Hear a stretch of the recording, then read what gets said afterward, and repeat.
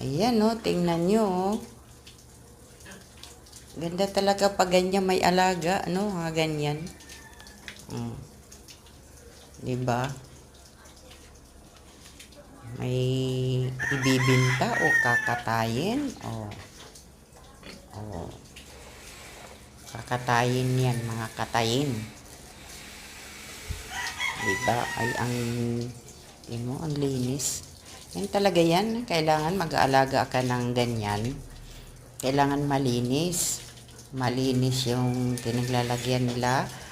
At saka, tingnan mo. Para hindi sila anuhan ng sakit. Para hindi lang nadadapuan ng sakit kasi laging malinis at laging painumin mo ng tubig, paliliguan mo lagi.